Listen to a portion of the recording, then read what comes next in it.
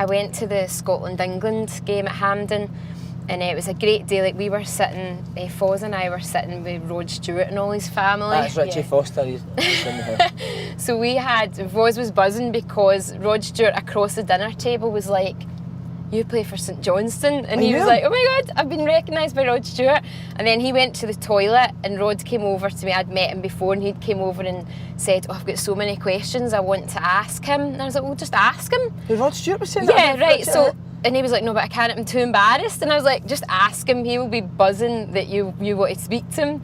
So he came back, and then he came round, and he was asking Foz all these questions. He wanted to know a lot about what Tommy Wright was like at half time. So he was asking questions like, when you're playing Celtic and it's half time, like, what does Tommy Wright, what did he say to you the last time, like, we played you this game, like, gave him the date and all that. And he remembered all the games, yeah, and Foz was like, I can't remember.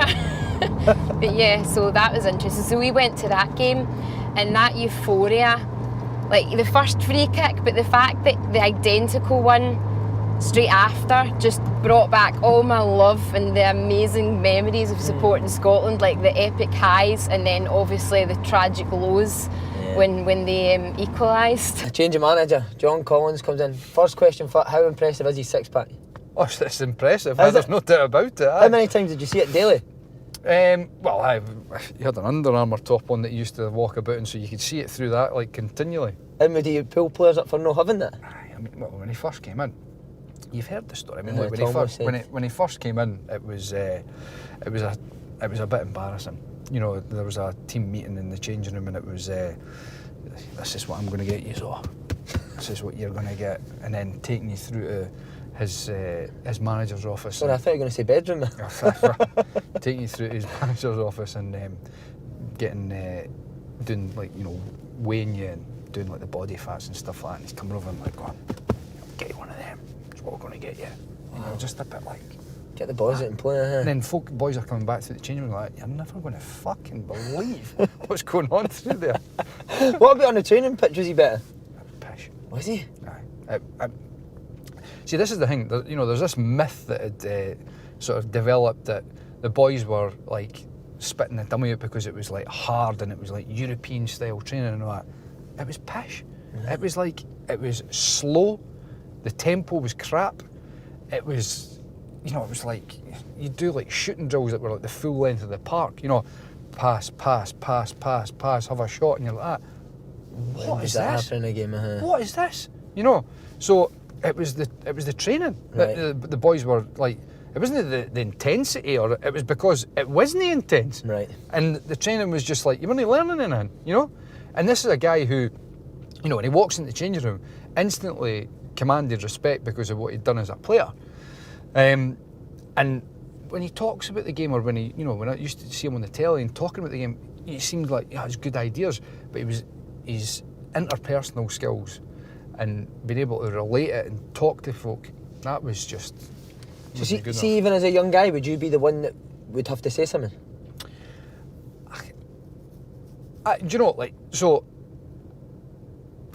looking back in hindsight, I can understand that managers like viewed me as being difficult, but what I was doing was trying to, you know, be constructive.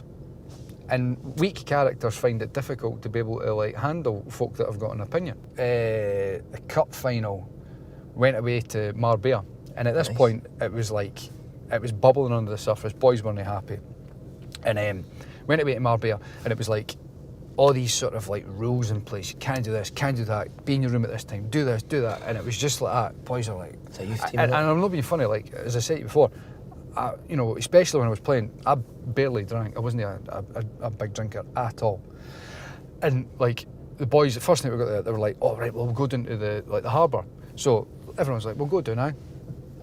And the fact that we're down there, and the fact that it was like, dinny this, dinny that, it was almost, I almost stood there thinking to myself, I want a pint. But I mean, all the rest of the boys are like battering at the pints, you know, and I was like, oh, I can't mind whether I did or I didn't. I probably didn't. And then it was like, back to the hotel. And the next day, like, something happened. I can't remember what it was. But anyway, there was like a crisis meeting. I think we were training, and there was like, clearly it was bubbling under the surface. So Collins calls a crisis meeting after a day and a half in Marbella, right? So the boys are We've ran out of beer, is that the crisis? the boys are lined up, and he's talking about like, I've done this for years, I've got used to Marbella, the chairman's like, no, I'm getting this for you, I'm doing this. It was all about like what he's, and wee hyphen Sproul pipes up and goes like that. He says, you know what? He says, I used to be a fucking welder. He says, I'd rather be fucking welding than fucking standing here right now. And it was like that. What? And then he got up, stormed. I tried to say to him. I said to him, look, try to be constructive. I said, issue is right. You've put all these restrictions on boys, right? Saying we can't do this, can't do that. Da, da, da, da. I said, human nature is when you tell somebody they can't do something, they want to do it. Yeah. I said, you've got to give us a bit of rope. Just if we hang ourselves, then you can come down at us and go like, that's how it works. I said, but you can't like stop us doing everything. Just like give us a bit of trust. And he was like, fucking nonsense, and then he stormed off. And then to do some sit-ups. Tommy Craig standing at the top, and he was like, any more chat?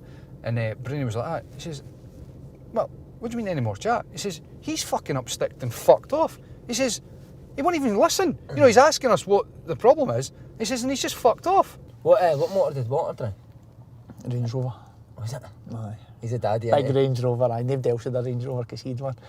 All the boys were actually scared to buy a Range Rover because he'd won. Would Walter Smith be the type that if you've got a bit like a motor that you shouldn't, he would say something like, nah, young boys or something? Nah, when they say Walter would be Kenny and Coisty maybe would be, but whether that's came from Walter or no, right. we don't know. But he wouldn't really call him do it.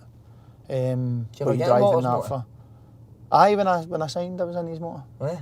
Aye, I was with him. Come on, So tell it's us the what you're going to say. First time I met him in a Chick Young interview. So I was like, oh, all right, Gaffer, pleased to meet you and that. Aye, brilliant.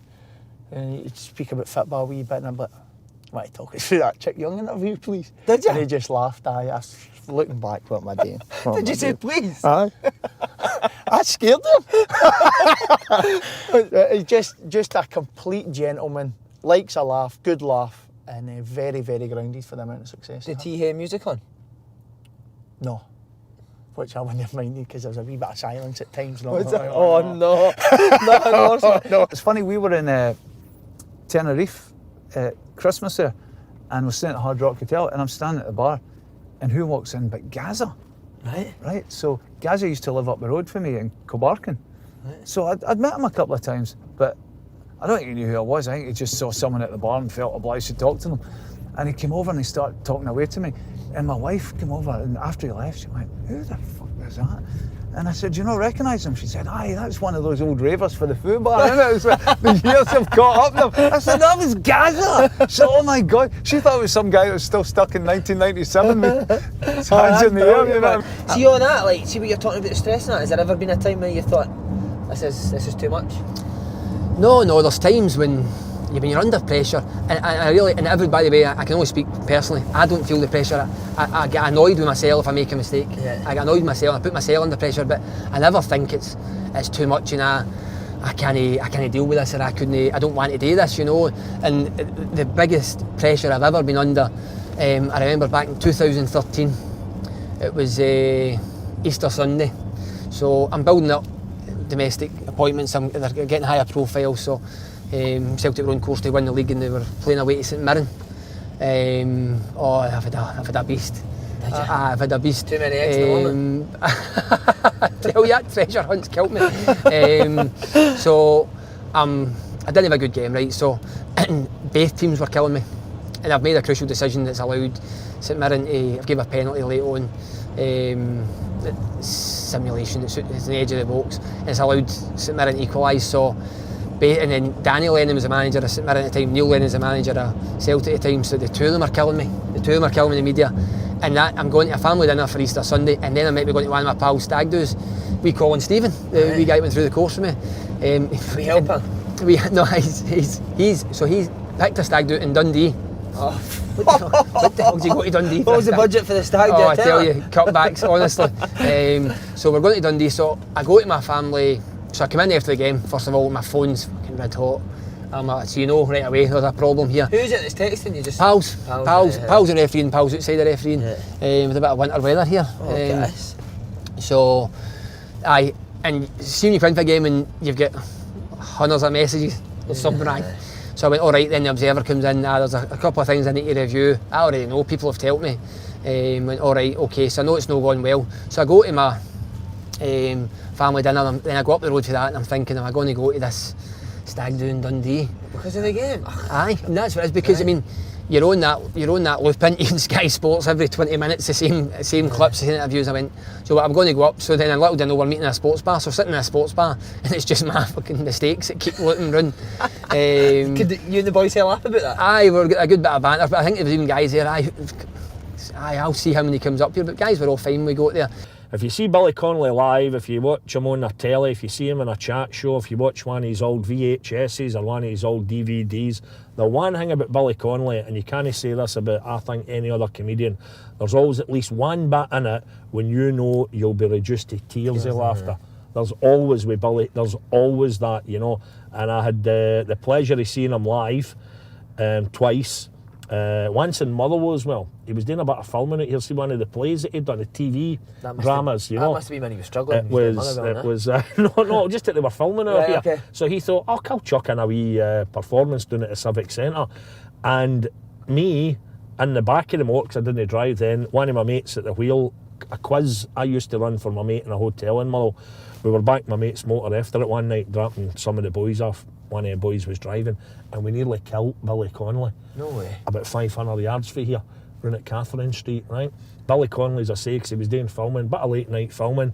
My mate's driving his back, dotting his off round about here, and out of nowhere in the dark, this fucking vision just ran out in front of us. It was like a deer or something, if you know.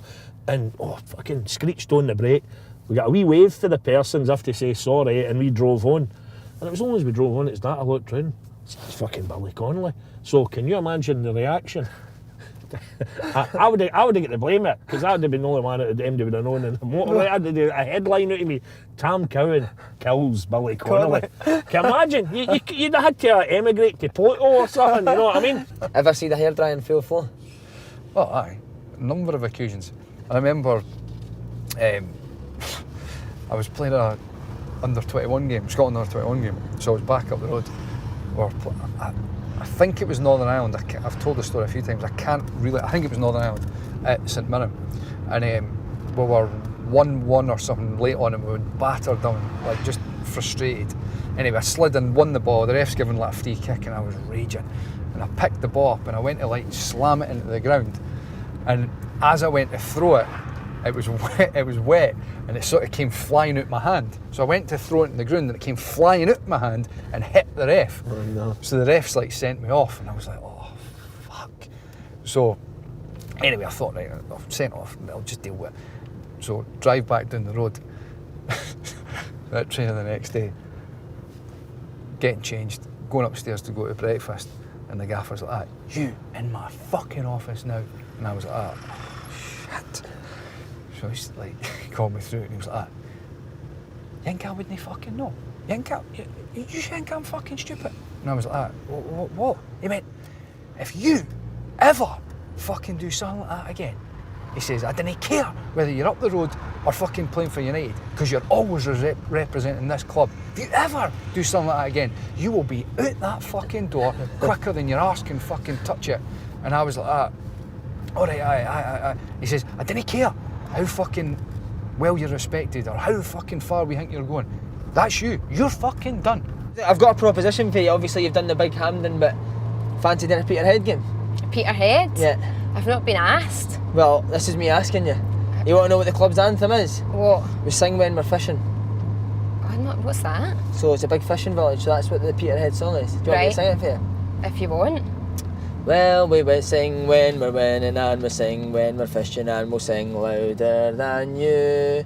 And we make the other team look like they're playing Sunday League, so they call us the Blue Toon. Peterhead. Peterhead. You fancy it? I'll check my diary. Can't I believe you've patched this? What sort of, would Bullard just wind people up constantly? Bullard would do anything and everything. Like, if everybody get bored, we very rarely go bored with like Gary Teal, Steve McMillan, Jason Roberts, loads of Alan Mann, loads and loads of characters. But any time we get bored with Jimmy, give some banner. The gaffer would be right down the front of the reading a book or something. Jimmy, he's gear off. bollock naked for the back, walked right down, just plonked his ass right down next to the gaffer and go, all right, mate. And the gaffer, being angry Scouser, Paul Gill, fuck off. I love that. The boys, just wee things like that. There was nothing really that he'd done all the time. It'd just be small things that would just to get a laugh and show off.